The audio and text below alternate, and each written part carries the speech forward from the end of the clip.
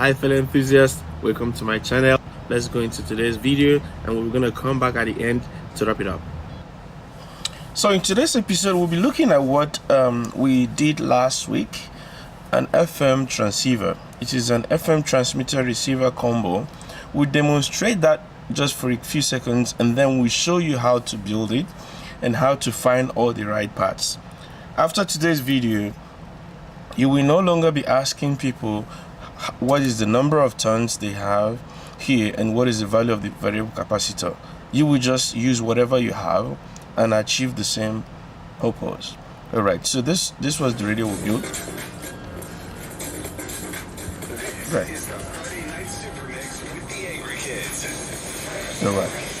So let's just go ahead and demo today's tutorial. Alright, so let's go and show you this radio. We have it sitting right here today. You don't need this, what is this, Kelson box, but we will tell you why we're using this here today, and we're using the side that is coated so there's no short circuit on our board. Now let me just turn the radio on.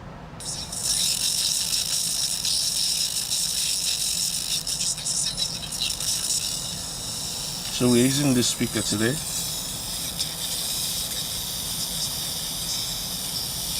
Alright.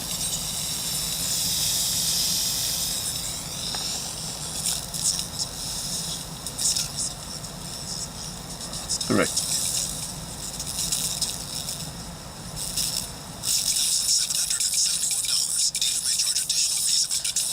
Let's make it a little bit bigger so we can, yeah. Again, that's the speaker we're using, very tiny speaker. Think about 0.5 watts.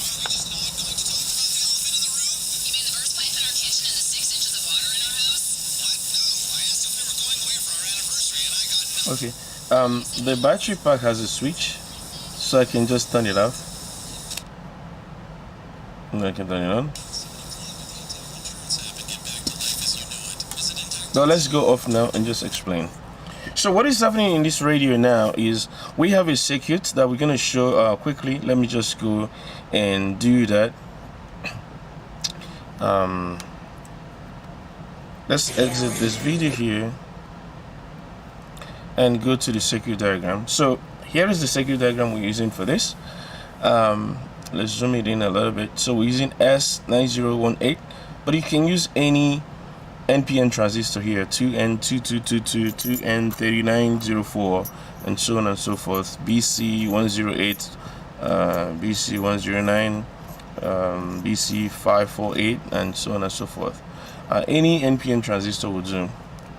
Now, we built our regular FM transmitter. If you followed us before when we built FM transmitters, you know that this portion is exactly our FM transmitter. And no wonder why when you connect an input signal here, this will transmit. You saw the first demo we did last week. When you tap on this coil or anywhere on the board actually, and you have your receiver by the side, let's show that again.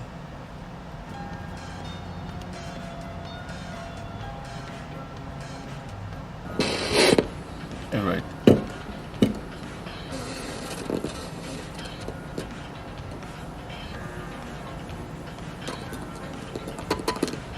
So here last week we showed that the receiver or the circuit is functioning as a transmitter.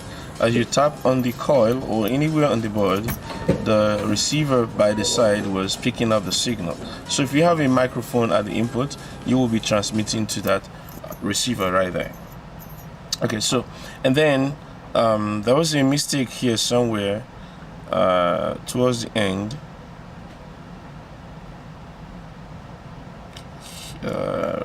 Right here, when we said about a meter length of wire will serve, we actually wanted to write you can use an antenna here, use a piece of wire as an antenna, and then subsequently we said about a meter length of wire would serve. But I know you got the point. Just the antenna that we wanted to demonstrate right there. All right, so let's go back to what I'm trying to show you today. Now we added this circuit to to boost the amplification last week, because the amplifier we're using, this amplifier here, let's see if I can show the video of the amplifier. So this speaker we're using here, I think there was a mismatch, impedance mismatch or something. The amplification was really poor, so we added a preamp there to boost the signal going to the amplifier. But today we are not using that. Today we are using this LM386 amplifier, which is this section, and we realized we didn't really need this preamp, to be frank. This amplifier does well on its own. So when you build yours, if you like, you can skip this section. It's just 4 components: 1, 2, 3, 4 transistor, 2 resistors, and 1 capacitor. You can go directly from let's just show you right here.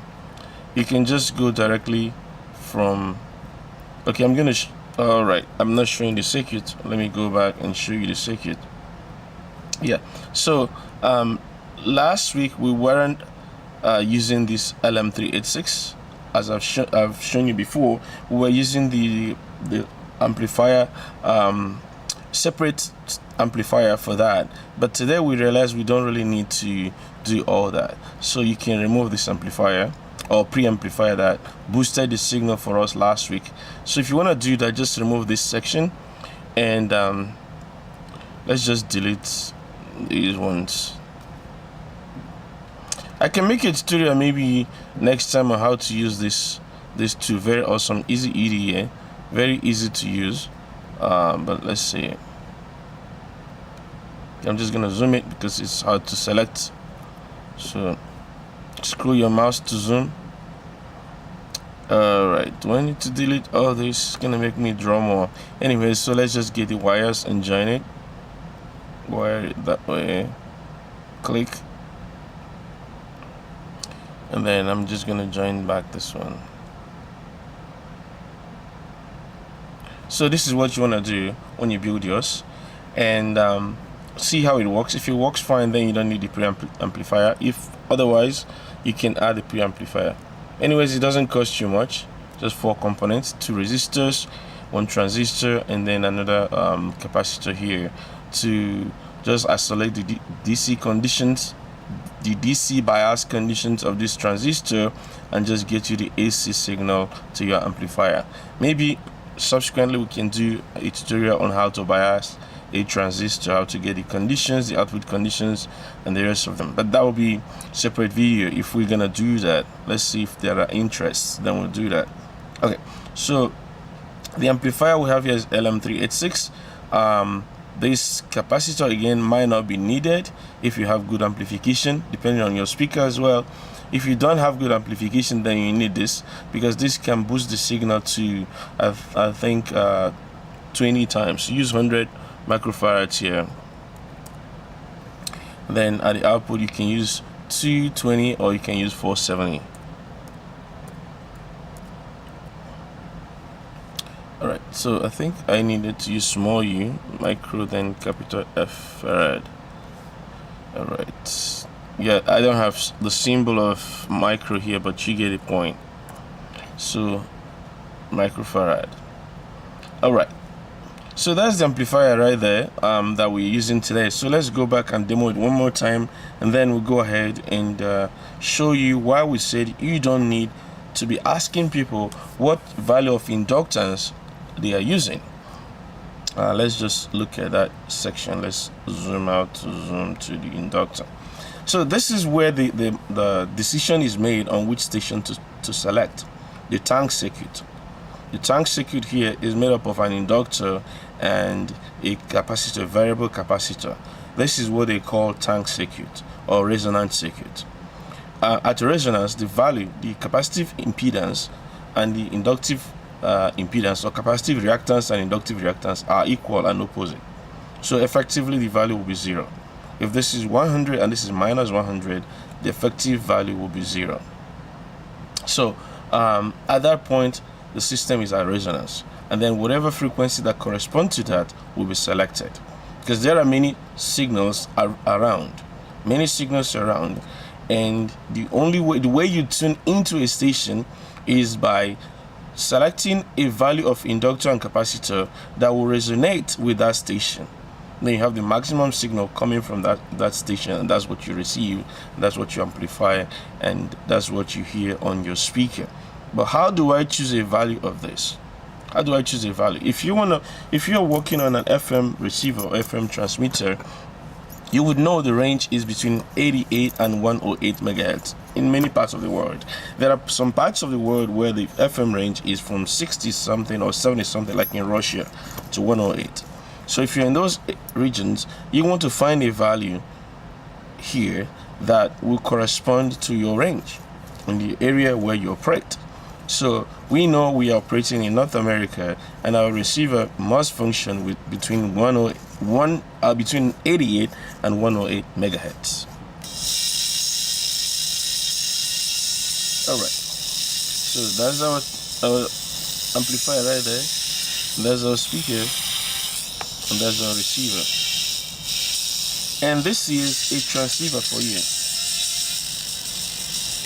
Many people have asked me before how to build a walkie-talkie. I've just given oral tutorial without building one, and people keep coming back and asking me, we want to see it, can you build it, can you build it out? But the thing is, the transmitter we have here and the receiver, the transceiver we have here, is a walkie-talkie. If you build two of them, one can transmit and the other can receive, and then when you switch it around, the receiver becomes the transmitter becomes the receiver. The same circuit, the same components. Now, we are going to make that circuit for you. I'm going to make it very soon. As you can see in my hand here, we have a Hecker Ward transceiver. We haven't finished it because we're waiting for a part to arrive. The switch here is to push to talk switch that would toggle to transmit and then to receive. So when you are speaking, you push the button. When you're receiving, you release the button. This microphone here was just for pre-testing. It's not going to be used in the final product. It's for pre-testing because we want to use the same speaker. The speaker will be going on here. We're going to use the same speaker as the microphone as well as the speaker, and then right here is an amplifier which will be both for the receiver and transmitter. So the LM386 right here will be pre-amplifier for the microphone input and also power amplifier for the speaker output. The only thing missing here, we have two things missing here: an inductor that goes in here. Based on preliminary test, we might not need it, and then that is just a shot to connect the inductor if we need to do that. And this other jumper here is just to connect the microphone for the initial testing, and everything worked fine so far as it is. As a transmitter, we haven't tested the receive functions because we're still missing one or two components, especially the switch. So once the switch arrives, we've ordered it in. We didn't see the right size, so hopefully it can manipulate it to fit here. But once we're able to do that, we will demo that to you. We'll show you how we design this, ordered it, and received it, showed the components in, and yeah, we'll talk about this in a subsequent video. Alright, so but that's the full transceiver for you, and we can also ship it to you if you want. We just at a minimal price, cost of production, and we can ship it to you. And then you can go ahead and start using it. You can ship the board to you, go ahead and solder your components on, and then start using them for your own experiment. I think that's a good thing. We can ship the board to you just for a little token, $5. We can ship one of the boards. So you need a pair. So for $10, we can ship 2 boards to you. You can solder in your component and start using them. Right. So you don't need to do any design. We'll send you the circuit diagram, component list, or the BOM, bill of materials, and then you can just solder in your components, buy the components, solder them in, and then start using your walkie-talkie. All right, that will be for another time. Now here we have the transmitter and the receiver. So we have another transmitter. Let's see. If you followed us, you will know when we build this transmitter. So it's a wireless transmitter. We can just turn it on and it can broadcast. If we tune to the right station, we should be able to start receiving it on this radio. Maybe we'll try it towards the end so we can finish our demo first. Yeah, let's see. Yeah, we're gonna try towards the end and see if it works.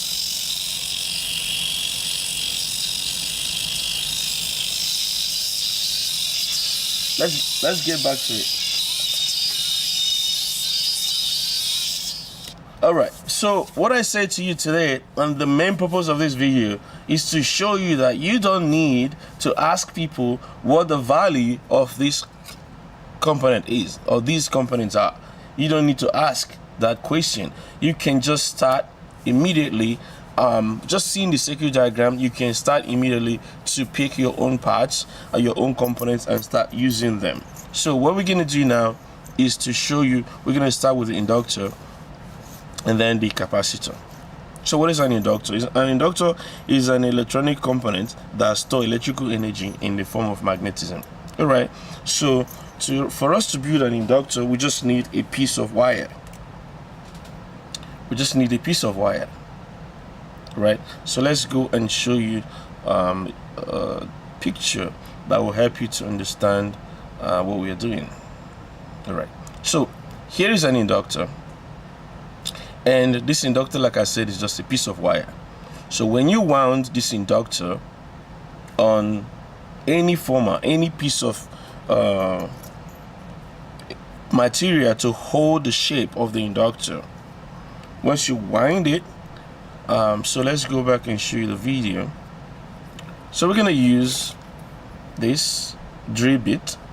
So find sizable one, and then you get the diameter of your drill bit. So how to do that? You have this caliper here.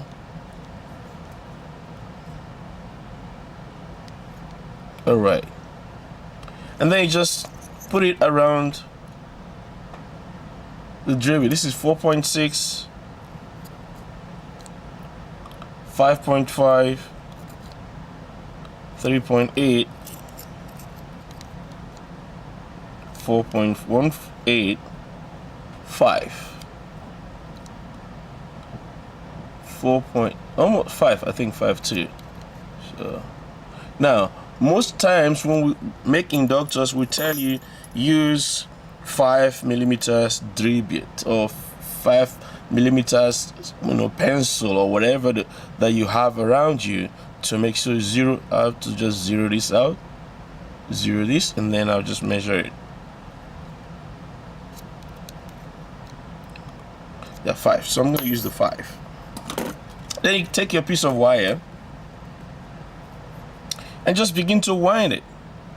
But how many do I wind? Somebody might tell you use 5 turns. So I'm going to do 1, 2, 3, 4, and 5.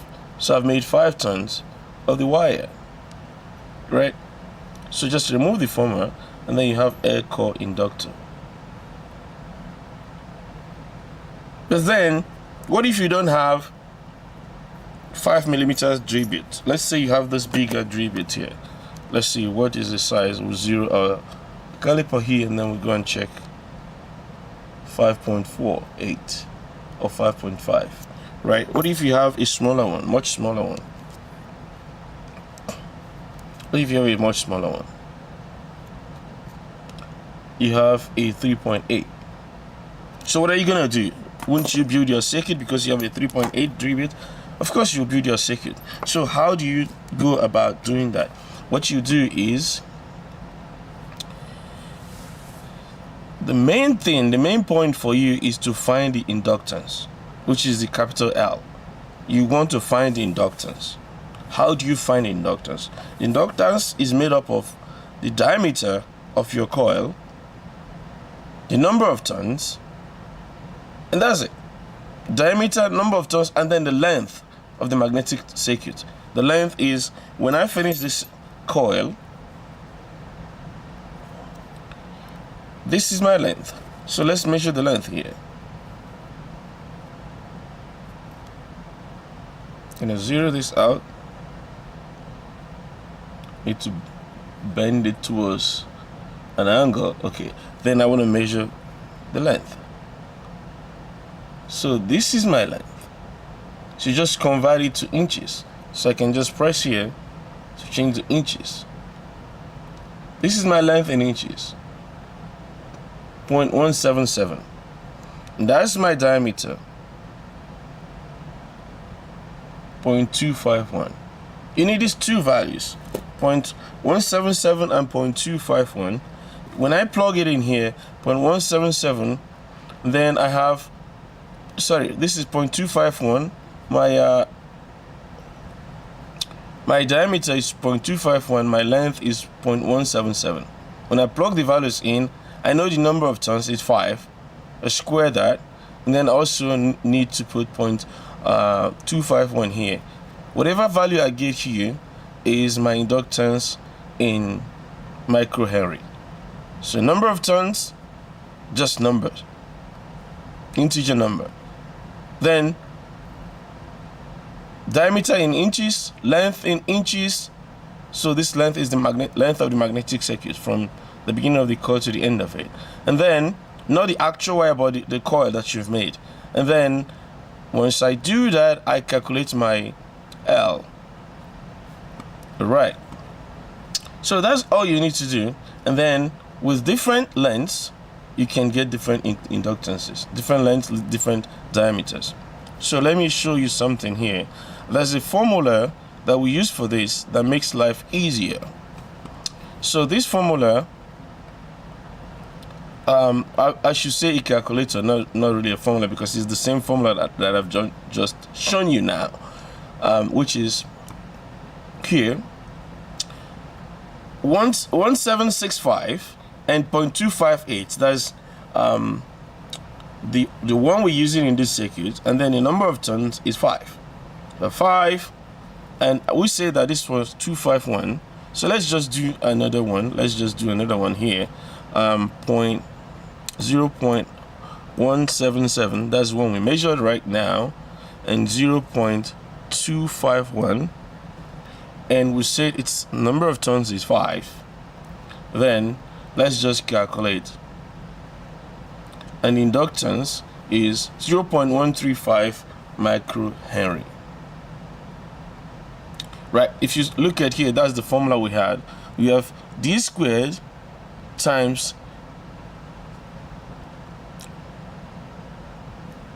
n squared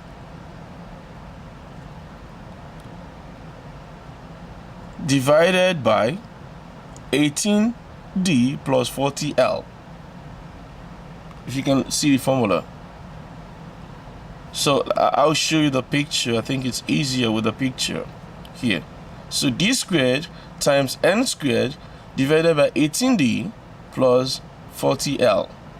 When you do that calculation, whatever value you get, that's your inductance. So that's what we did, and we got this inductance value. Now, if your diameter is smaller, and we're going to see that, you will get the same, you get a different value for inductance if you're keeping the same length. So if you're keeping L the same, so what you do is you can increase your number of turns to achieve the same purpose. So let's say, let's take another measurement. Let's go back. So we're going to make another coil using this. Let's find a smaller one. None of them is really too small, but let's try this one. So another way to measure this is just to say the width, the diameter of your former or your drill bit, then plus the diameter of your coil. If you add them together, that should give you the width, or the D, because the D actually starts from the center of the coil to the center of one wire to the center of the other wire. That's how you measure the diameter, from the center to the center. That's how you measure diameter, right? But in this case, you can just measure one side, because one half of it will account for the other half. So measure one half, then add it to the diameter of your former, and that's the diameter of your coil. So let's do that in our equation. So we can say we're gonna measure this in inches.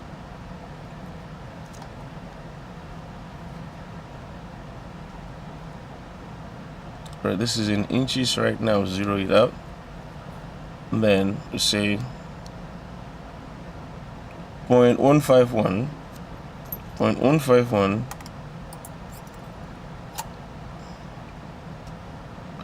plus 0.026. That will be 0.177. So that's actually what we got here. So there's no you see, if you go back here, 0.151 plus, let's just measure this again, 0.026. So 0.151 plus 0.026. Let's just do the math here. I would say we had 0.151, then we have 0.026, and then when you add both together, so we're going to just say equals this plus that, right? So 0.177. all right, and then we're gonna do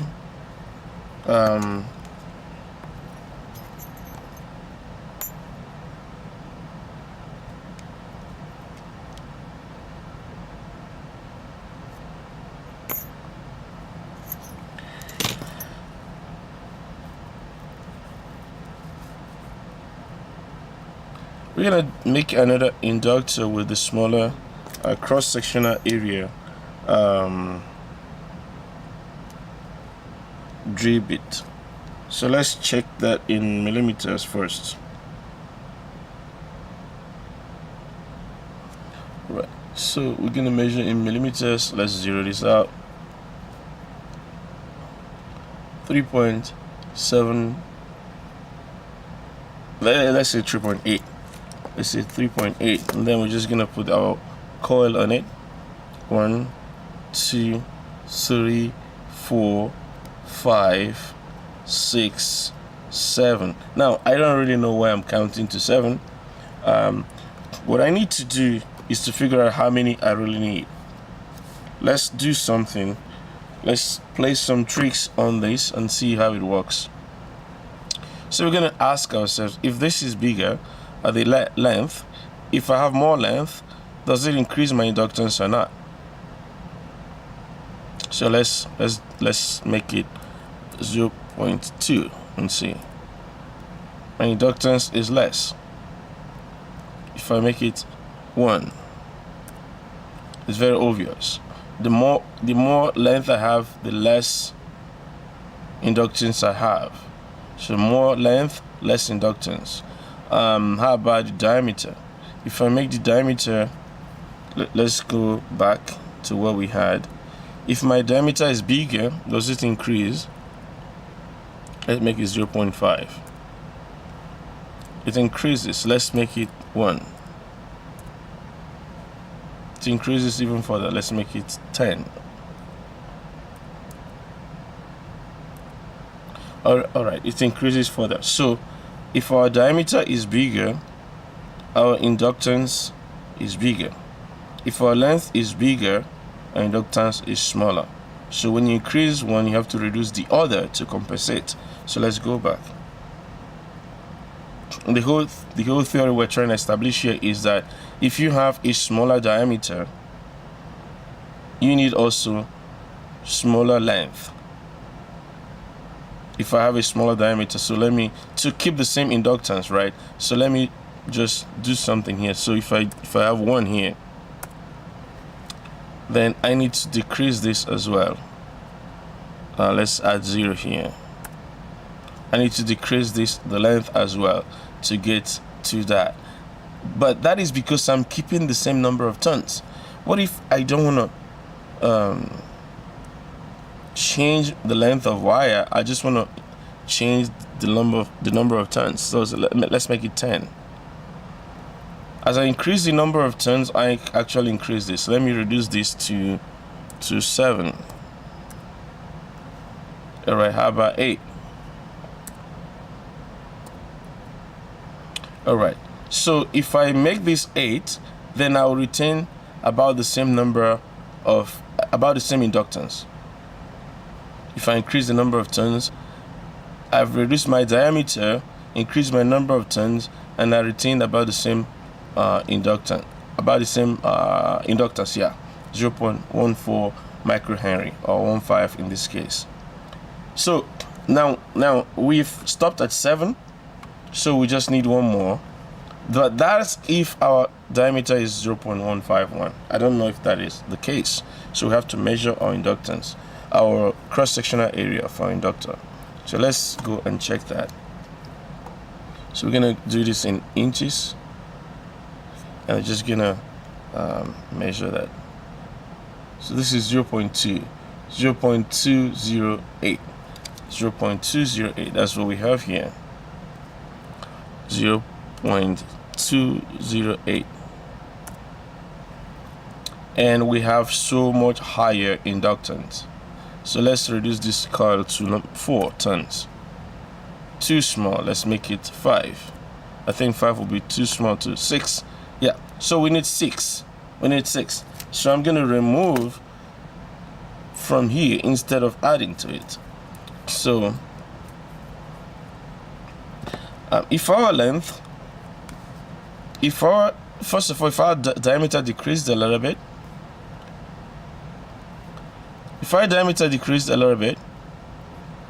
the length is not a problem for you because you can always stretch the wire to reach the length.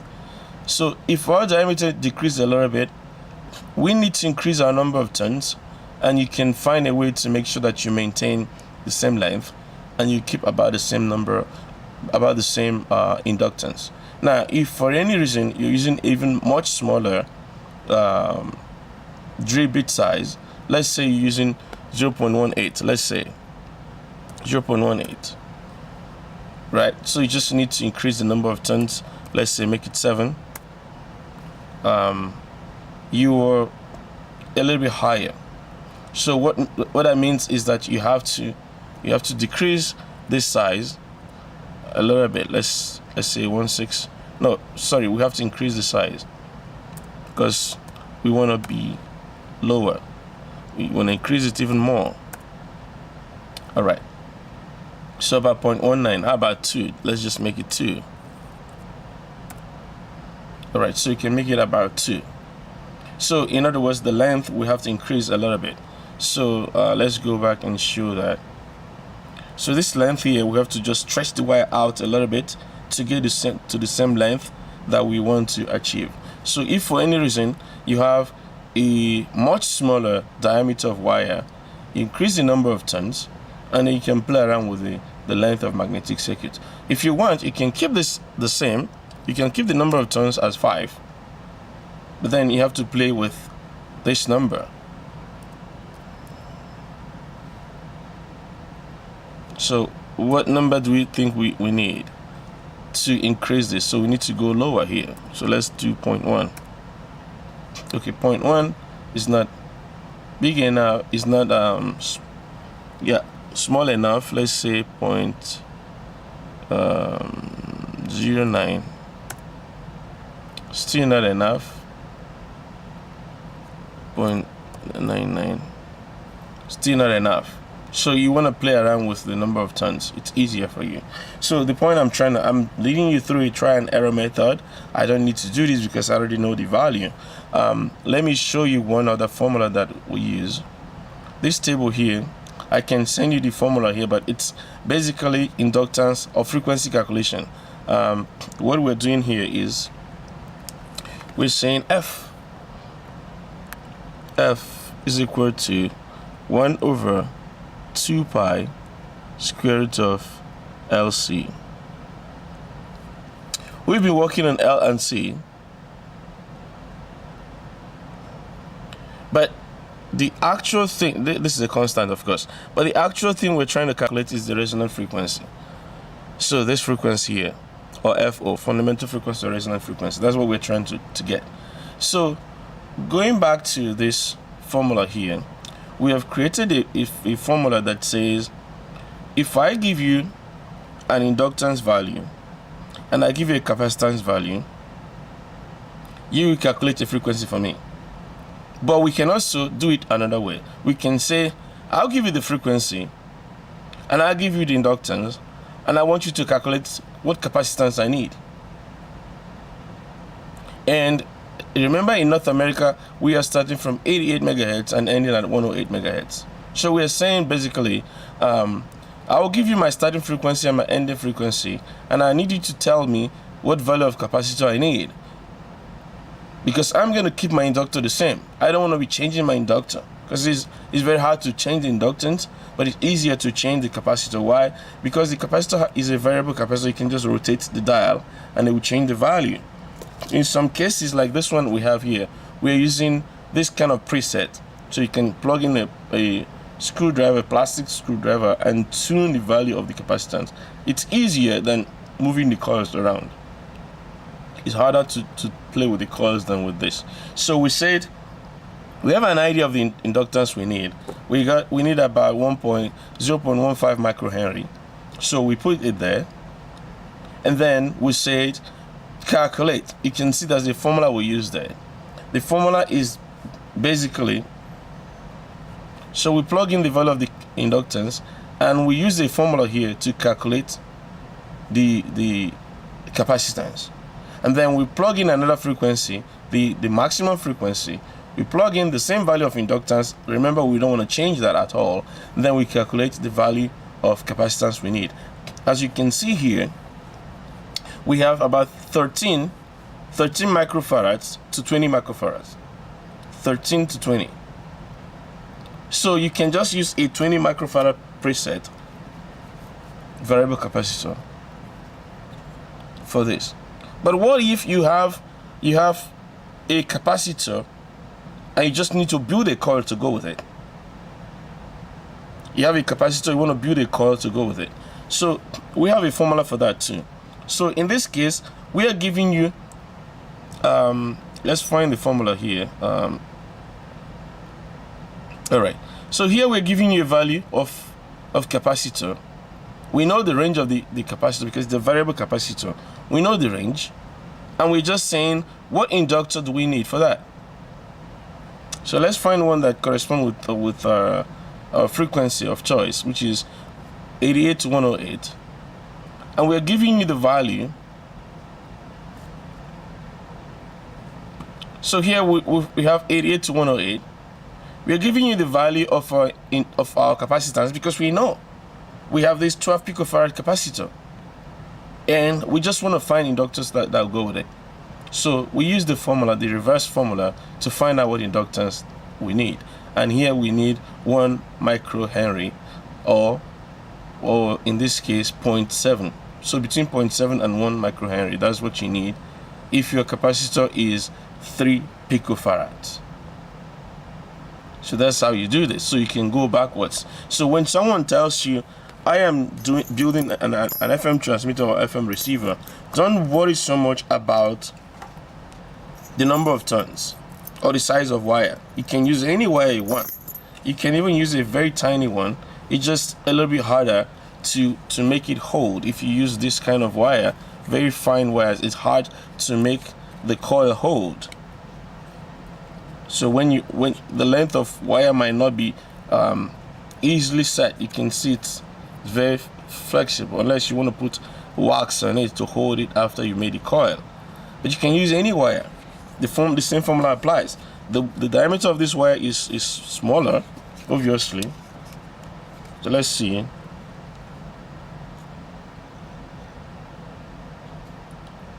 .003 inches, very small. Let's make it in millimeters. Millimeters, 0.11.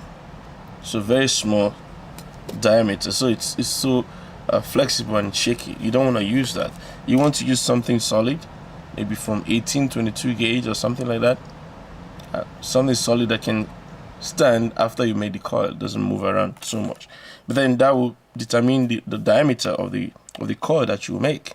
And then the diameter will also, based on the formula that we've shown, the diameter will help you to determine the diameter of the wire, of course, will help you to determine the overall diameter of the coil that you've made, right?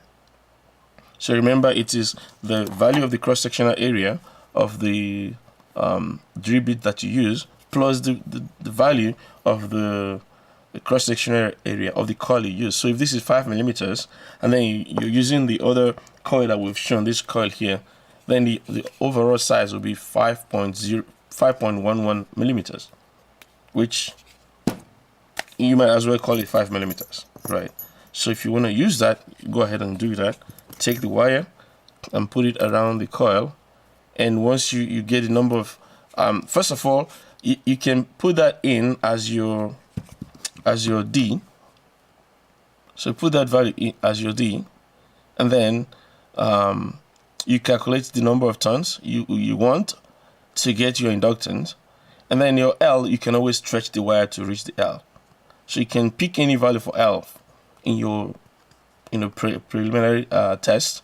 You can say, I know the value of L that I want, the inductance I want. I know my diameter by measuring it. Then I am trying to figure out the number of turns. And then, so the diameter you've measured, you plug it in here.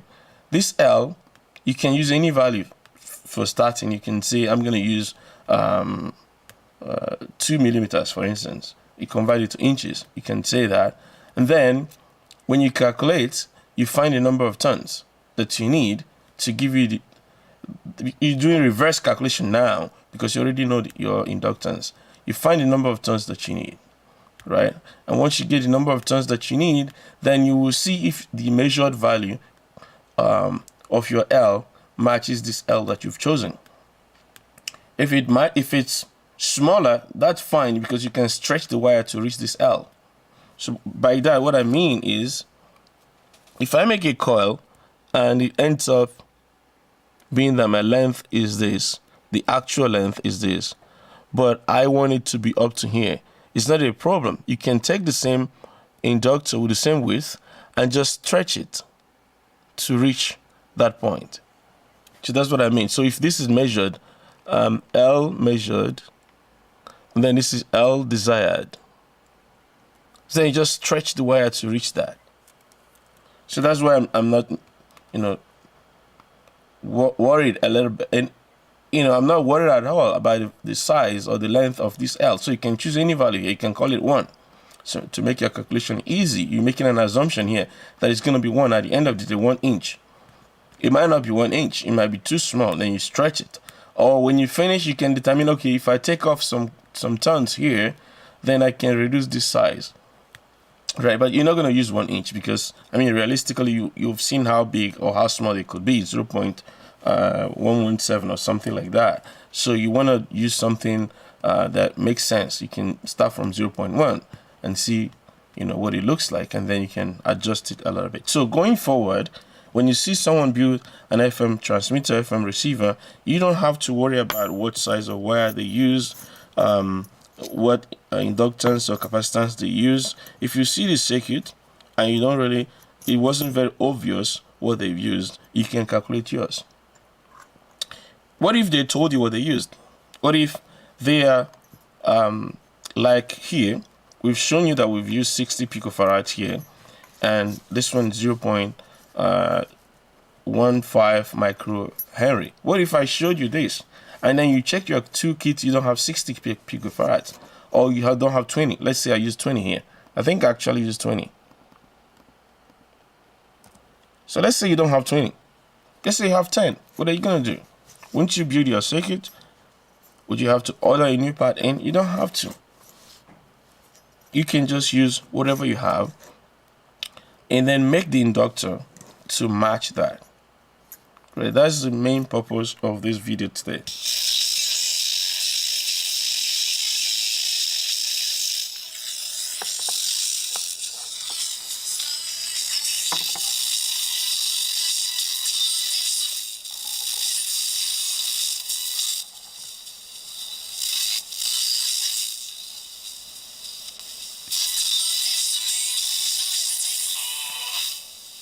All right, we said there's a reason we're using this Kelson container here.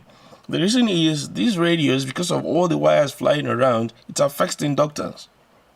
And we discovered that when you have a metal base, it actually helps to blank out. It sounds like it feels like an earth, or like an earthing, or a equalizing. I don't know if that's the right word, but it just helps you to level out the noise around here. And when I take it out, you're gonna see now when I take it off, you have to readjust the tuning, and it's a little bit harder to get the station. And I'm working in the basement right now. Previously, it was harder. It was very hard, if not impossible, to get this radio to work in the basement. I had to go upstairs, towards a particular area, because I need to get a signal. My antenna is just about 1 meter long, or there, about a little bit more than 1 meter. Maybe I'll show you another calculation how to get the length of your antenna. But we are working from here, and it's hard to get the signals. And I thought, why don't you just give it an earth? Because as I was touching the wires, I noticed that when I hold it, it works better. But I don't want to be holding the radio, so I had to let go. And then I figured if I put a big metal underneath, that it works better. So let's do the experiment.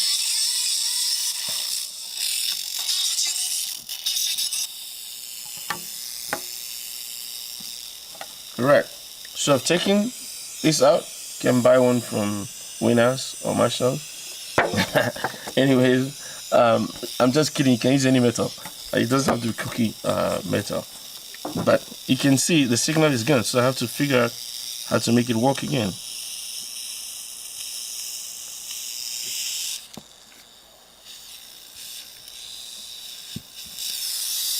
Now, I'm showing you all this. In my previous video, I didn't show you all this. But one of the things that the do-it-yourselfers don't show you is all the struggles that we go through to make something work. Even the setup and the rest of them takes hours and sometimes even days. But now I have to put it back and then turn it, because I think right.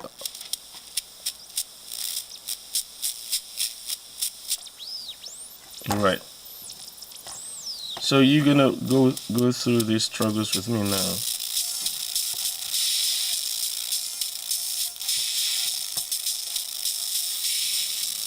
Now, without the metal, it will be a little bit harder to get it now. I just got it after a few trials.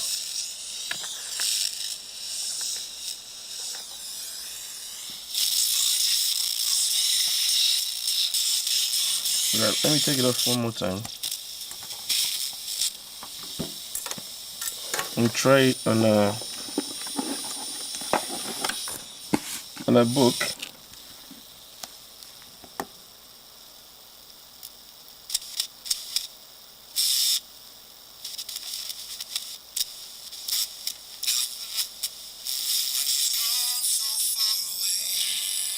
Oh, it works too. All right.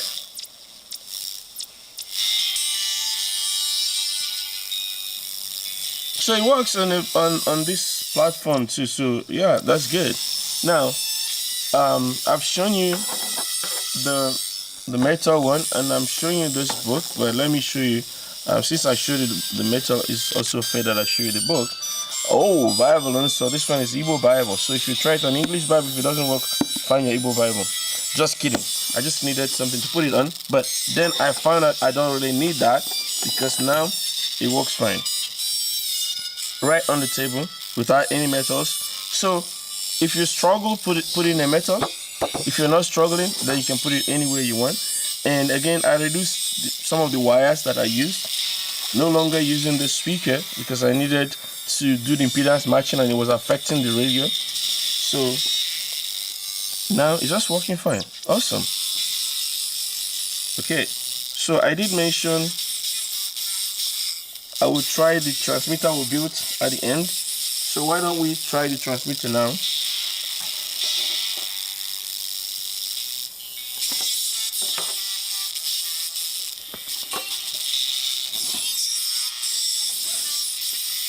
We're going to try this transmitter and see if we can get to the station. Alright, I have another transmitter too. How about this one? Let's try this one as well. You just need the power supply for this.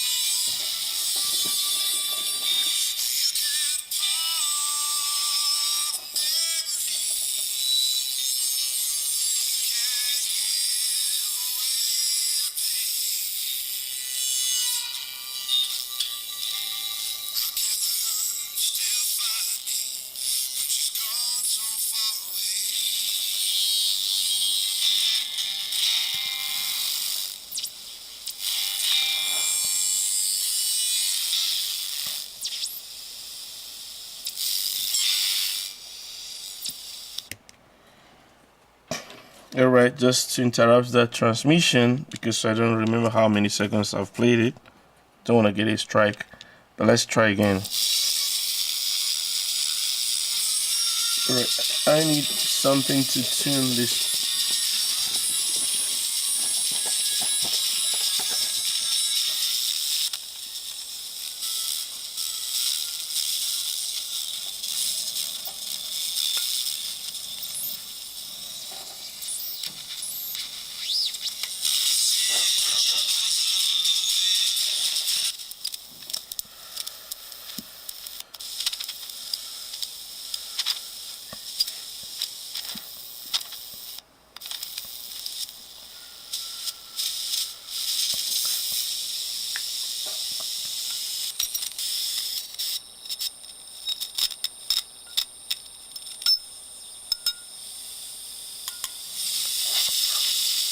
Alright, so as you can see, we can transmit and receive on this station. You can hear the acoustic.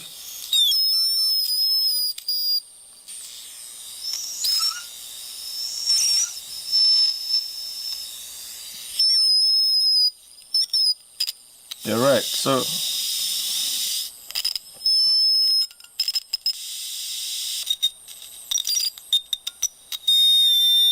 Alright, so you can see we've built a transmitter and a receiver, and once you have a pair of this, you have your walkie-talkie. Alright, so we just need to make this a receiver now. We've built it as a transmitter, as you can hear clearly transmitting.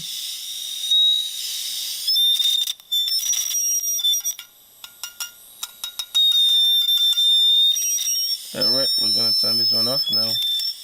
Just unplug it. I have a 5 volts regulator here, but we don't really need it for this 3.7 volts battery. But we want to use this for any voltage up to 12 and then not worry about it. Again, part of this being that the output, the power amplifier can take up to 12 volts. So that's why we use the regulator here for the transmit section. We'll do a complete analysis of this circuit when we do the video for it, but just so you can see. So transmitter, receiver, we built everything, do it yourself. Alright, we're gonna try the other circuit. This other circuit here is a little bit harder to tune because the inductor is buried. There is no variable capacitor. We use the fixed capacitor for this, but let's try if we can pry the inductor.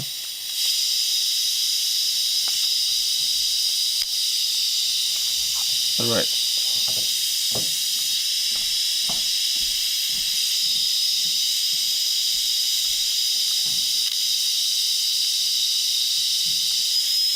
remember I talked about, if the length, if the L is not exactly what you want, you can stretch it out.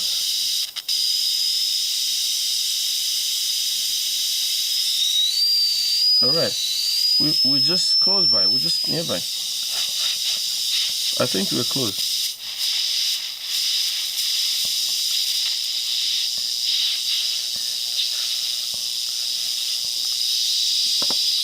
You're close, so close.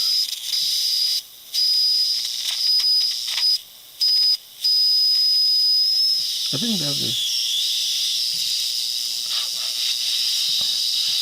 it. Alright. Yeah, so that's the transmitter and the receiver.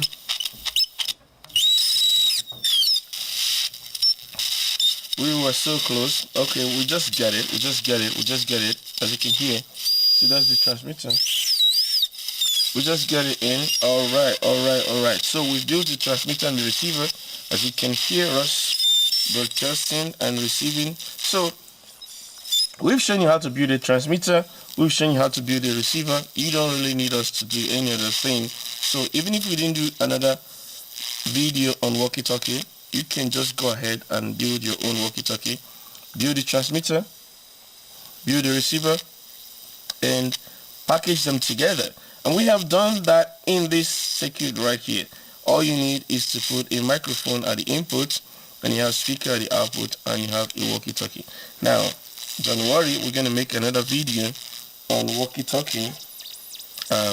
We have the circuit here. We're going to do the complete analysis for you, and then show you how to make it into a PCB. And as we said, $10, pay separate shipping and handling. We send you 2 pieces of the board with a list of the materials, the bill of materials you have to buy to build them. Some of them are optional.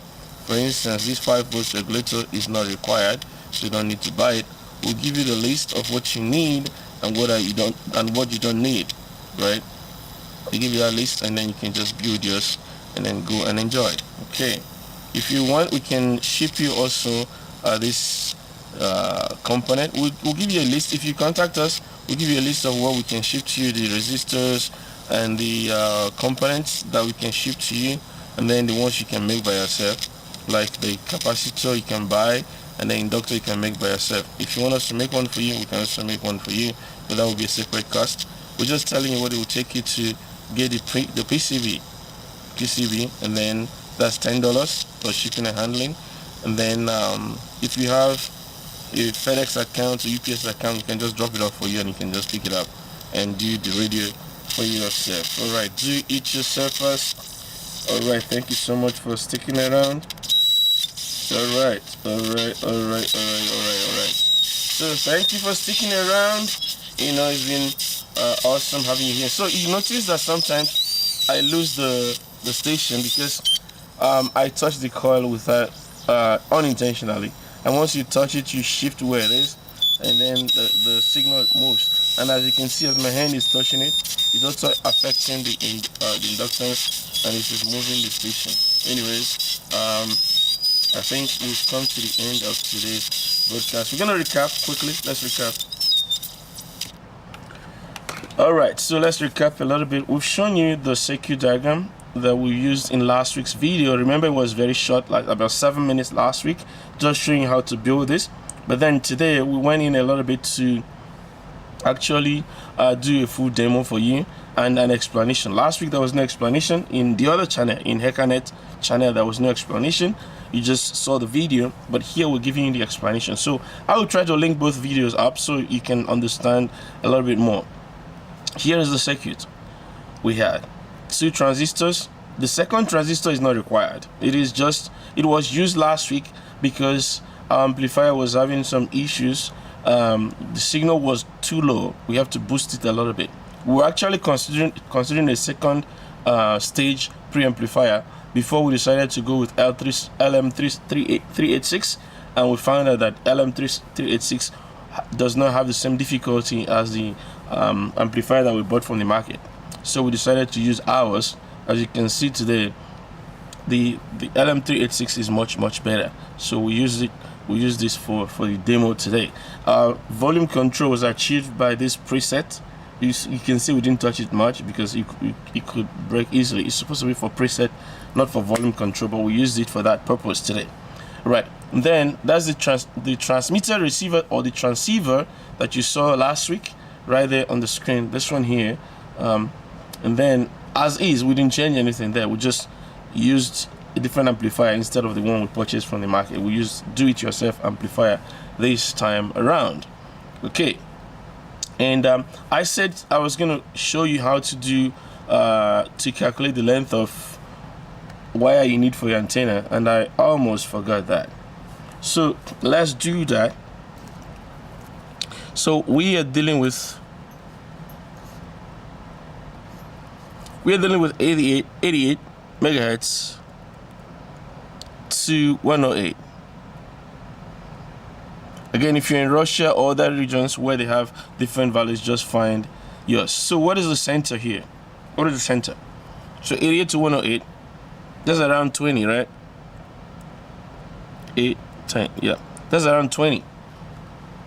So if I add 10, so 88 plus 10 will give me 98. And 98 plus 10 will give me 108. So really your center is around 98.5 thereabout, or 98, right? So if I have 88 here, in the middle I will get 98, and then here I will get 108. Why is this important? Not really important. So if you design your antenna for 98, then it could serve for both directions, right? So make your antenna for that. How do you design your antenna? You need 1/4, at least 1/4 of the wavelength. The 1/4 of your wavelength will be the length of your antenna.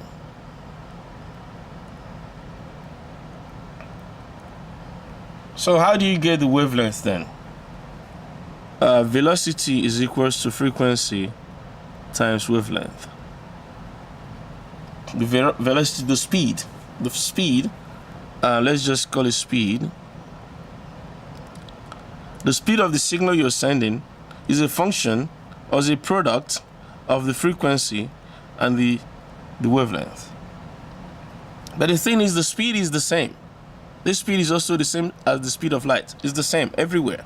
Speed is the same. Speed of light.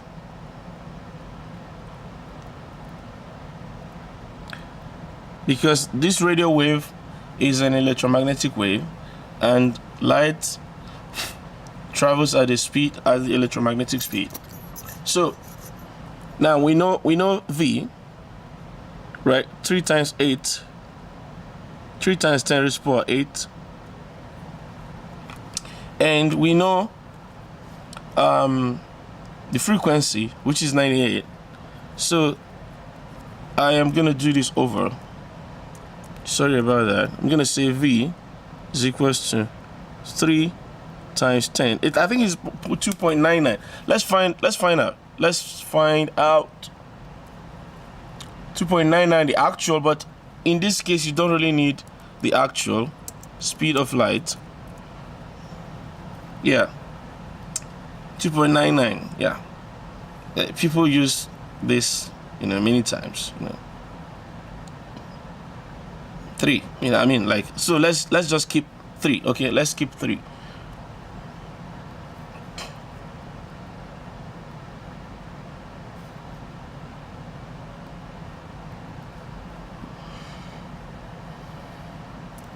So we're gonna keep 3 times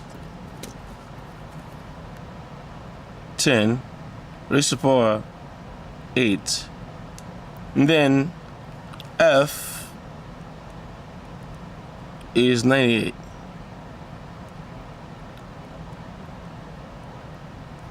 Megahertz,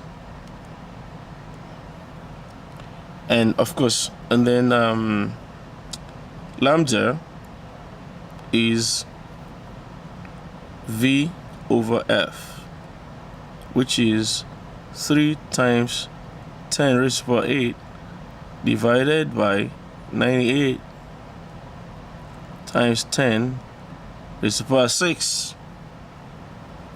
Right. So this, we can actually change it up a little bit and just say it is 0.98 times 10 raised to the power 8. Right, so that this can easily cancel that. So you're just talking about 3 divided by 0.98 meters. Remember, frequency is cycles per second, and this is meters per second. This is cycles per second. So the per second will cancel, so just leaving you with meters. And so 3 divided by 0.98. So let's find the value.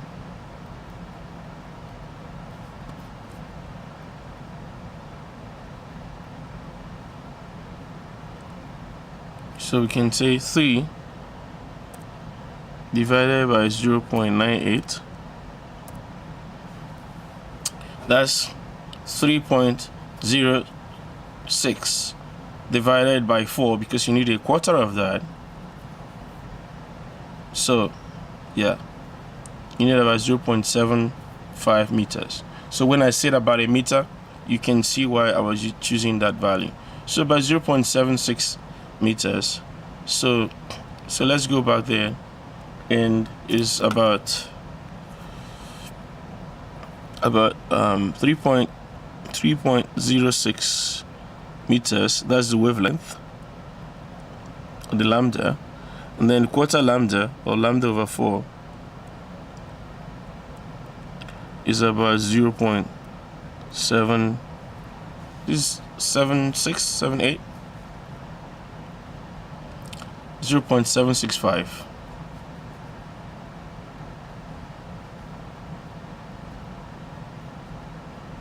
0.765. All right, meters. All right, so that's like 765 centimeters.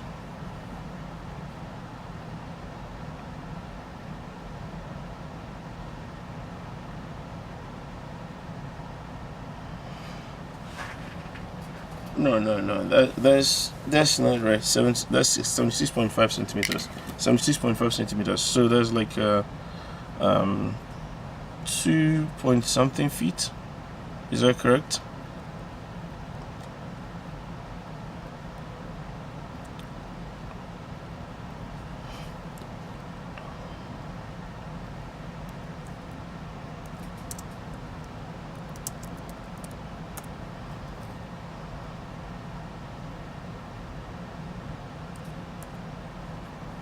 Yeah, 2.5 feet.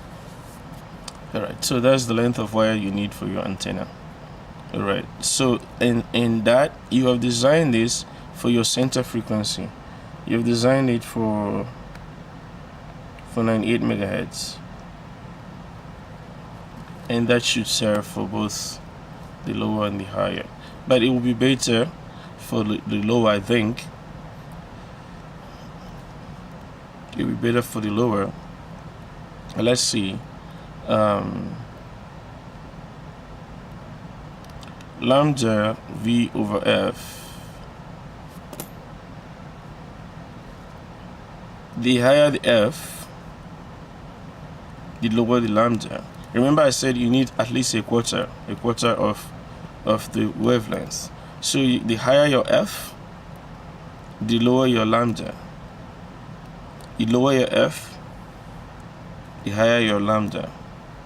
So if I am using 108 here, let's do 108.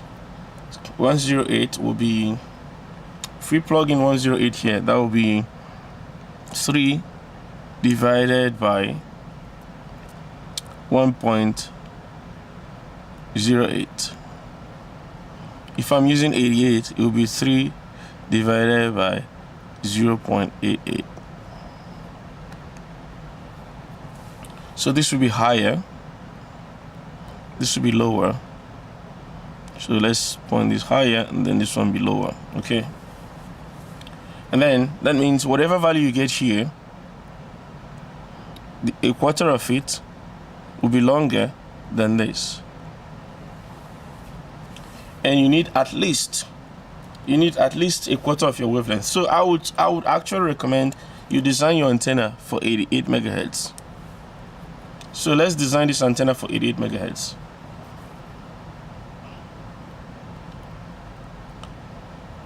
All right, where is it? So 88 megahertz So it's going to be 3 divided by 0.88, and then divide that by 4, divided by 4. So again, about a meter is better, right? Because it's higher than your quarter wavelength. So your quarter wavelength is 0.85. So use 1 meter. It is at least higher than your. I know the best is a quarter wavelength, but you're gonna use one antenna for everything.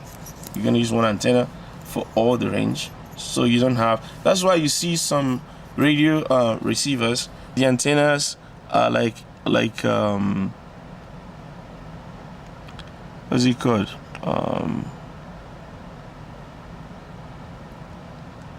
Like this kind of antenna, where you can adjust it, the length. So depending on the station you're interested in, you can pull it out or you can push it back in, just to adjust the length of the antenna, because I think it's better at quarter. You can do the entire wavelength, but that would be too long a wire. Think about 3 meters wire being carried around.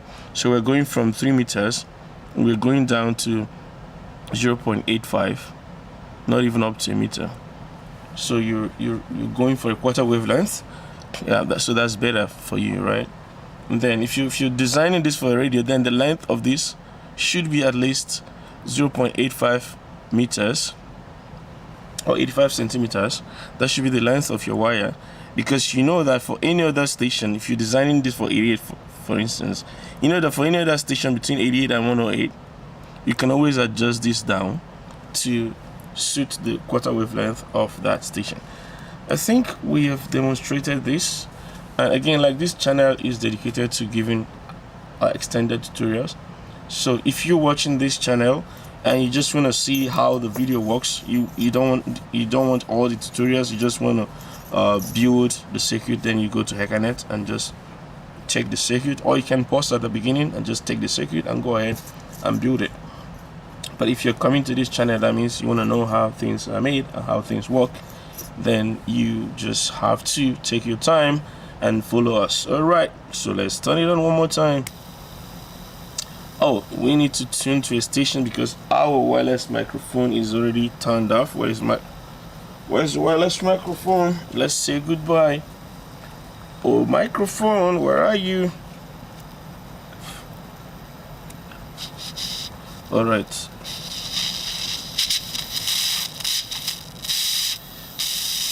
Alright. So we've built the walkie-talkie, as you can see it, or a transceiver circuit, as you can see over there. Amplifier, we made a video of making an amplifier a long time ago when we built a karaoke machine, so you can go back and watch that video.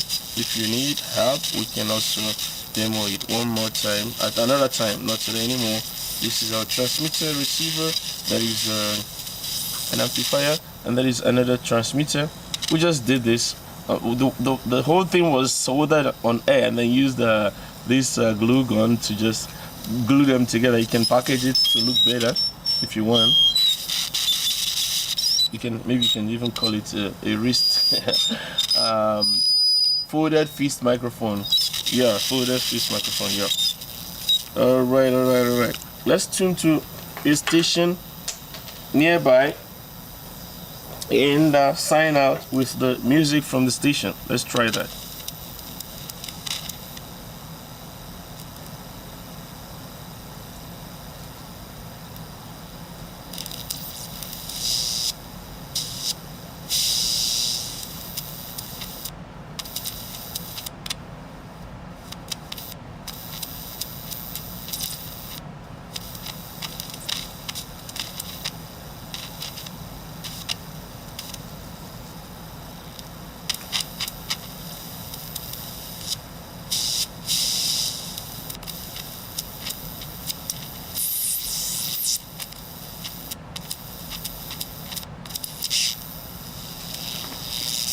I'm gonna suspend it on something because it's harder to hold it by hand.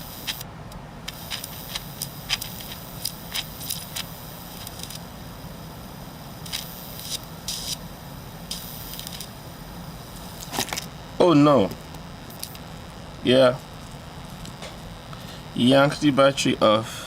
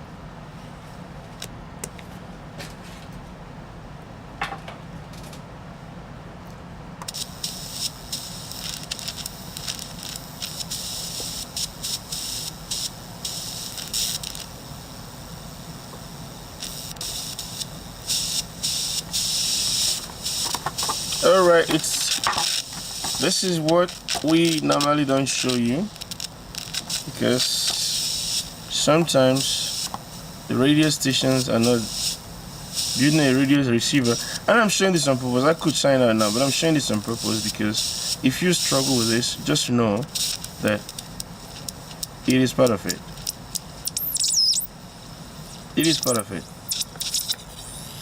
Part of the joy and part of the sorrows is finding issues and solving them.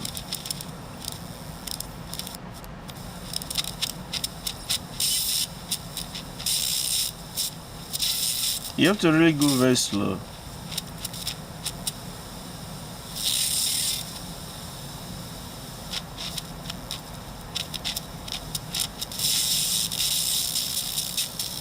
Yeah, you have to really go very slow. The station is right there, but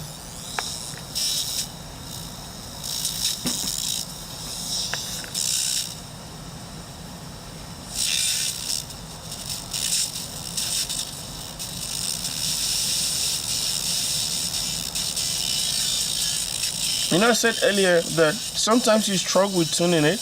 And then I brought in this cookie jar, and I think the people at the station are probably hungry. They needed to eat something, so I just gave them some cookies, and now they're feeling okay.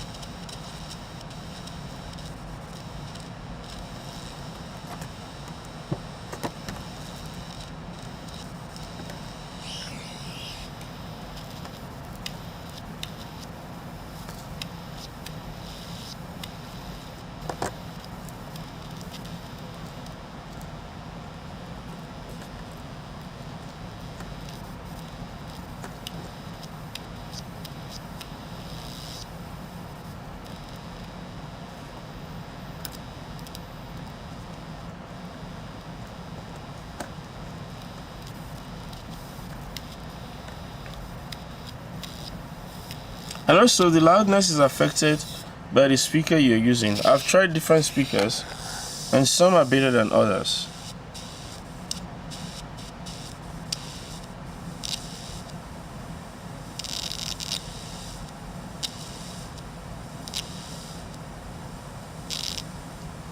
Again, when your battery is low, it also affects this.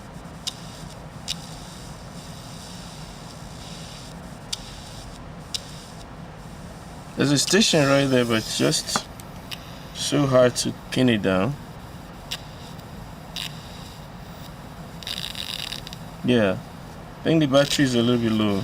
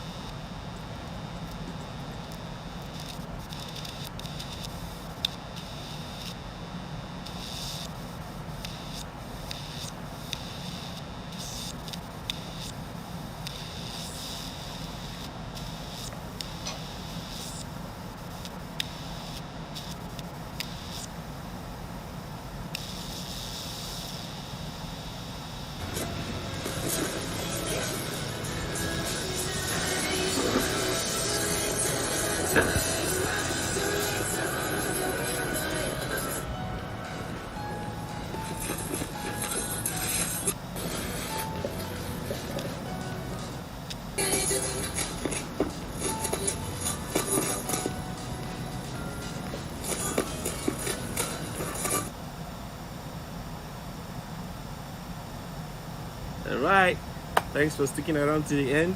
That will be it from us today. Please, if you have not subscribed, do so right now, and don't forget to like and share this video. Until we come your way again with more contents, stay